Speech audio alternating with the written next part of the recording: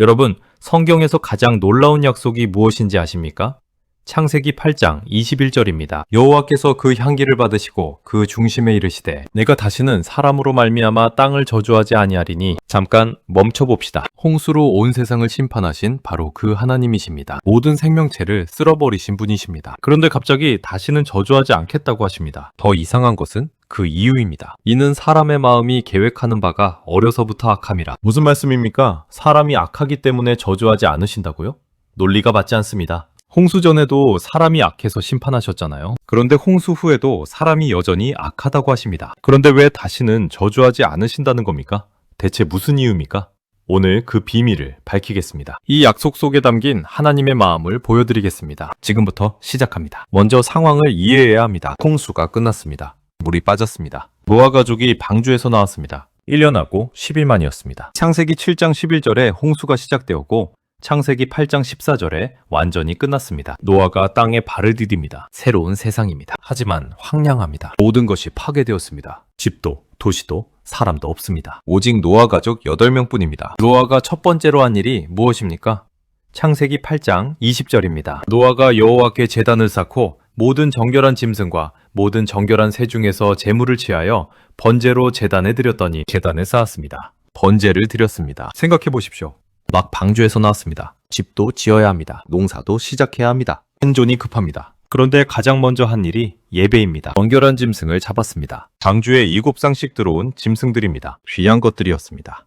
하지만 아낌없이 드렸습니다. 하나님께 감사하기 위해서였습니다. 이것이 노아의 마음이었습니다. 하나님 중심의 삶이었습니다. 창세기 8장 21절 앞부분입니다. 여호와께서 그 향기를 받으시고 히브리어로 루아흐 니코아흐입니다. 만족스러운 향기 라는 뜻입니다. 하나님이 만족하셨습니다. 노아의 제사를 기뻐 받으셨습니다. 고기 타는 냄새가 좋아서가 아닙니다. 노아의 마음이 좋으셨던 겁니다. 감사하는 마음, 경배하는 마음, 하나님을 첫 번째로 두는 마음, 이것이 하나님을 기쁘시게 했습니다. 그리고 하나님이 마음속으로 말씀하십니다. 창세기 8장 21절입니다. 여호와께서 그 향기를 받으시고 그 중심에 이르시되 내가 다시는 사람으로 말미암아 땅을 저주하지 아니하리니 이는 사람의 마음이 계획하는 바가 어려서부터 악함이라. 내가 전에 행한 것 같이 모든 생물을 다시 멸하지 아니하리니 그 중심에 이르시되 마음속으로 결심하신 겁니다. 못백이십니다.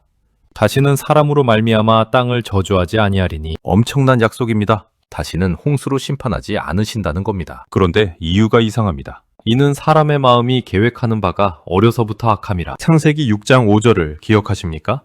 홍수 전의 상황입니다. 여호와께서 사람의 죄악이 세상에 가득함과 그의 마음으로 생각하는 모든 계획이 항상 악할 뿐임을 보시고, 거의 같은 표현입니다. 홍수 전에도 사람이 악했습니다. 홍수 후에도 사람이 악합니다. 차이가 없습니다. 그런데 홍수 전에는 심판하셨습니다. 홍수 후에는 다시는 심판하지 않으신다고 하십니다. 왜 그러십니까? 여기에 깊은 진리가 있습니다. 하나님이 깨달으신 겁니다. 아니, 정확히는 우리에게 알려주시는 겁니다. 인간의 본성은 변하지 않는다는 것을요. 홍수로도 인간의 죄성은 바뀌지 않는다는 것을요. 심판으로는 해결이 안 된다는 겁니다. 그렇다면 어떻게 해야 합니까? 은혜로 해결하시는 겁니다. 이것이 하나님의 결단이었습니다. 사람이 악하다. 그것을 나는 안다. 하지만 다시는 홍수로 심판하지 않겠다. 대신 다른 방법을 쓰겠다. 무슨 방법입니까? 예수 그리스도입니다. 로마서 5장 8절입니다. 우리가 아직 죄인 되었을 때 그리스도께서 우리를 위하여 죽으심으로 하나님께서 우리에 대한 자기의 사랑을 확증하셨느니라. 아직 죄인 되었을 때 우리가 변해서가 아닙니다. 우리가 선해져서가 아닙니다. 우리가 아직 죄인일 때 예수님이 오셨습니다. 이것이 은혜입니다. 하나님은 홍수 후에 결단하신 겁니다. 심판이 아니라 은혜로 가겠다. 이 약속 뒤에 이어지는 구절을 보십시오. 창세기 8장 22절입니다. 땅이 있을 동안에는 심음과 거둠과 추위와 더위와 여름과 겨울과 낮과 밤이 쉬지 아니하리라. 자연의 질서를 보장하십니다. 심음과 거둠, 농사를 지을 수 있습니다. 추위와 더위, 여름과 겨울, 계절이 규칙적으로 옵니다. 낮과 밤, 시간이 계속 흐릅니다. 이것이 무엇입니까? 안정입니다. 예측 가능함입니다. 하나님이 세상을 안정시키시는 겁니다. 인간이 살 수 있게 하시는 겁니다. 왜 그러십니까? 사랑하시기 때문입니다. 예레미야애가 3장 22절과 23절입니다. 여호와의 인자와 긍휼이 무궁하심으로 우리가 진멸되지 아니함이니이다. 이것들이 아침마다 새로우니 주의 성실하심이 크시도소이다. 매일 아침 해가 뜹니다. 하나님의 신실하심 때문입니다. 매년 봄이 옵니다. 하나님의 긍휼 때문입니다. 농사를 지을 수 있습니다. 하나님의 은혜 때문입니다. 이 모든 것이 창세기 8장의 약속에서 시작되었습니다. 하나님은 무지개도 주셨습니다. 창세기 9장 12절부터 17절입니다. 하나님이 이르시되 내가 나와 너희와 및 너희와 함께하는 모든 생물 사이에 대대로 영원히 세우는 언약의 증거는 이것이니라. 내가 내 무지개를 구름 속에 두었나니 이것이 나와 세상 사이의 언약의 증거니라. 내가 구름으로 땅을 덮을 때에 무지개가 구름 속에 나타나면 내가 나와 너희와 및 혈기 있는 모든 생물 사이에 내 언약을 기억하리니 다시는 물이 모든 혈육 있는 자를 멸하는 홍수가 되지 아니할지라. 무지개가 구름 사이에 있으리니 내가 보고 나 하나님과 모든 혈육 있는 땅의 모든 생물 사이에 영원한 언약을 기억하리라. 하나님이 노아에게 또 이르시되 내가 나와 땅에 있는 모든 생물 사이에 세운 언약의 증거가 이것이라 하셨더라. 무지개는 언약의 표징입니다. 비가 올 때마다 무지개가 나타납니다. 하나님이 그것을 보십니다. 그리고 기억하십니다. 내가 약속했지. 다시는 홍수로 멸하지 않기로. 신기한 것은 내가 보고 라는 표현입니다. 우리를 위한 표징이 아니라 하나님을 위한 표징입니다. 하나님이 자신에게 상기시키시는 겁니다. 인내하자. 긍휼을 베풀자. 이것이 얼마나 놀라운 사랑입니까?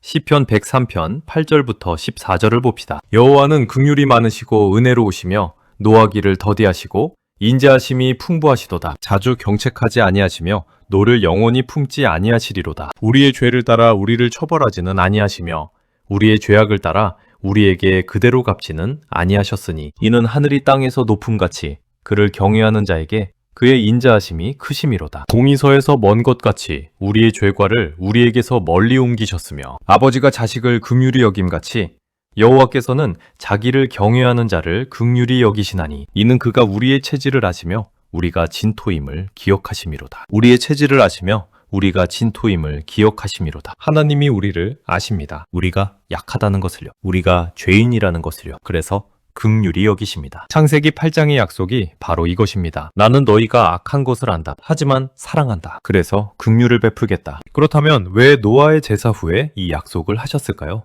제사를 보시고 감동하셨기 때문입니다. 노아는 감사했습니다. 하나님을 예배했습니다. 믿음으로 제사를 드렸습니다. 하나님이 이것을 보셨습니다. 아직 희망이 있구나. 나를 예배하는 자가 있구나. 히브리서 11장 4절입니다. 믿음으로 아벨은 가인보다 더 나은 제사를 하나님께 드림으로 의로운 자라 하시는 증거를 얻었으니 하나님이 그 예물에 대하여 증언하심이라. 믿음의 제사를 하나님이 기뻐 받으십니다. 노아의 제사도 그랬습니다. 믿음의 제사였습니다. 그리고 이 제사는 예수님을 예표했습니다. 노아가 정결한 짐승을 잡았습니다. 피를 흘렸습니다. 태워서 드렸습니다. 이것은 예수님의 십자가를 가리킵니다. 예수님이 우리를 위해 죽으셨습니다. 피를 흘리셨습니다. 제물이 되셨습니다. 에베소서 5장 2절입니다. 그리스도께서 너희를 사랑하신 것 같이 너희도 사랑 가운데서 행하라. 그는 우리를 위하여 자신을 버리사 향기로운 제물과 희생 제물로 하나님께 드리셨느니라. 향기로운 제물. 노아의 제사에서 만족스러운 향기라고 했습니다. 예수님의 십자가도 향기로운 제물입니다. 하나님이 노아의 제사를 받으신 것처럼 예수님의 희생을 받으셨습니다. 그리고 긍휼을 베푸시기로 결정하신 겁니다. 이제 이 약속이 우리에게 주는 의미를 봅시다. 첫째, 하나님의 인내를 봅니다. 하나님은 우리의 죄를 아십니다. 우리가 매일 실수하는 것을 아십니다. 우리가 여전히 약한 것을 아십니다. 하지만 참으십니다. 인내하십니다. 베드로후서 3장 9절입니다. 주께서는 약속하신 것을 더디하신다고 어떤 이들이 생각하는 것 같이 더딘 것이 아니라 오직 주께서는 너희를 대하여 오래 참으사 아무도 멸망하지 아니하고 다 회개하기에 이르기를 원하시느니라. 하나님이 오래 참으십니다. 우리가 회개하기를 원하시기 때문입니다. 둘째, 하나님의 긍휼을 봅니다. 우리가 자격이 있어서가 아닙니다. 우리가 선해서가 아닙니다. 하나님이 긍휼이 많으신 분이시기 때문입니다. 예레미야애가 3장 22절입니다. 여호와의 인자와 긍휼이 무궁하심으로 우리가 진멸되지 아니함이니이다. 우리가 살아있는 것이 기적입니다. 하나님의 긍휼 때문입니다. 셋째, 하나님의 신실하심을 봅니다. 하나님은 약속을 지키십니다. 창세기 8장 이후로 다시는 홍수로 온 세상을 심판하지 않으셨습니다. 지역적인 홍수는 있었습니다. 하지만 전 세계적인 홍수는 없었습니다. 하나님이 약속을 지키고 계십니다. 민수기 23장 19절입니다. 하나님은 사람이 아니시니 거짓말을 하지 않으시고 인생이 아니시니 후회가 없으시도다. 어찌 그 말씀하신 바를 행하지 않으시며 하신 말씀을 실행하지 않으시랴. 하나님은 신실하십니다. 넷째, 예수 그리스도의 필요성을 봅니다. 심판으로는 해결이 안 됩니다. 인간의 죄성은 변하지 않습니다. 그래서 예수님이 오셔야 했습니다. 우리를 근본적으로 변화시키시기 위해서입니다. 고린도후서 5장 17절입니다. 그런즉 누구든지 그리스도 안에 있으면 새로운 피조물이라. 이전 것은 지나갔으니 보라 새 것이 되었도다. 예수님 안에서 우리는 새로운 피조물이 됩니다. 다섯째, 감사의 예배를 드려야 합니다. 노아가 제단을 쌓았습니다. 감사의 제사를 드렸습니다. 우리도 감사해야 합니다. 하나님의 긍휼을 감사해야 합니다. 시편 107편 21절과 22절입니다. 그들은 여호와의 인자하심과 인생에게 행하신 기적으로 말미암아 그를 찬송할지로다. 감사제를 드리며 노래하며 그가 행하신 일을 선포할지로다. 마지막으로 여러분께 묻고 싶습니다. 여러분은 지금 하나님의 긍휼 아래 살고 계십니다. 매일 아침 해가 뜨는 것, 계절이 바뀌는 것, 농사를 지을 수 있는 것, 이 모든 것이 창세기 8장의 약속 때문입니다. 감사하고 계십니까? 하나님은 우리의 악함을 아십니다. 우리의 연약함을 아십니다. 하지만 사랑하십니다. 긍휼을 베푸십니다. 왜 그러십니까?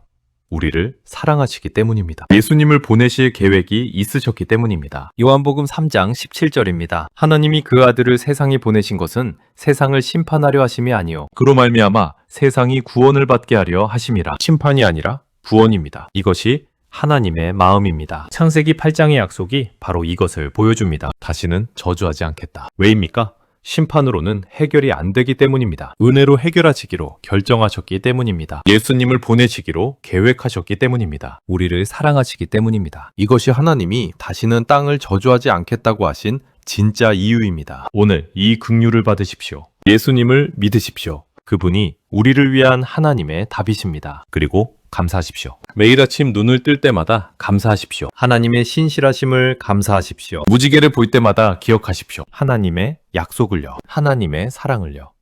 이 영상이 은혜가 되셨다면 댓글로 나눠주십시오. 여러분의 생각을 듣고 싶습니다. 좋아요를 눌러주시고요. 구독과 알림 설정도 부탁드립니다. 여러분의 작은 관심이 더 많은 사람들에게 이 긍휼의 메시지를 전하는 힘이 됩니다. 다음 영상에서 또 만나겠습니다. 하나님의 긍휼과 인자하심이 여러분과 함께하기를 축복합니다. 예수님의 은혜 안에서 날마다 새로워지시기를 기도합니다.